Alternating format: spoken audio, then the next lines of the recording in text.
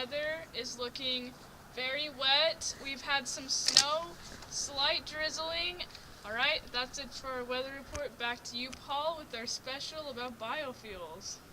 Thank you for the weather report, Karen. Tonight we have a special news report for biofuels. With me, we have special guest Did you forget Professor John Smith from Salt Lake Community College. Well, thank you, Paul. I'm so glad to be here and to talk about my favorite subject, biofuels. These days, we're having problems with pollution, health problems that come along with those, and they're more often than not caused by pollutants in the air caused by the burning of fossil fuels.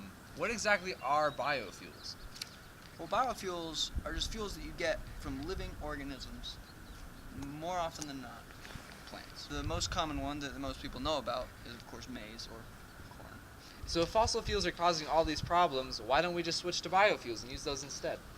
Well, there are two major problems that come with using biofuels. One is the cost. It's just a lot more expensive than your traditional fossil fuel mining or extraction.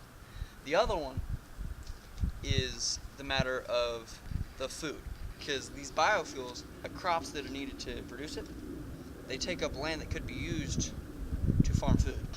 Okay, so with those two big cons of biofuels, what are the pros? Well, the pros of biofuels is mostly just the environmental health, because the main problem with fossil fuels is just the damage that they cause, with the air pollution, the water pollution. Yeah, so the biofuels don't cause that damage. So with so many pros and cons to both biofuels and regular gasoline, there has to be some other way, right?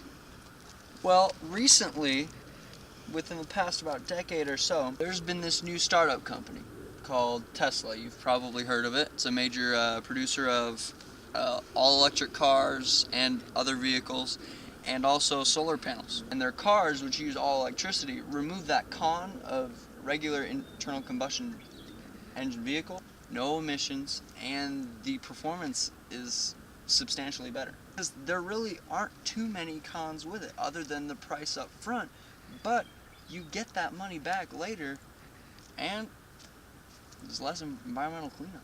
So we've talked about biofuels and solar energy. Are there any other forms of alternate energy?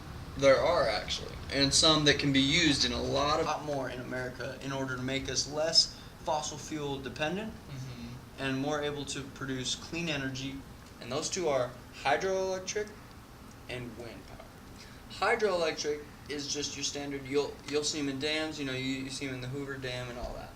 How it works is it harnesses the power of this flowing river to turn turbines that then generate electricity.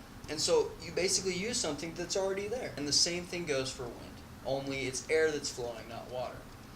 Yeah, so there's a lot of areas that we just haven't utilized for wind power. Thank you for that, Professor. Back to you, Karen, for our WNBA highlights.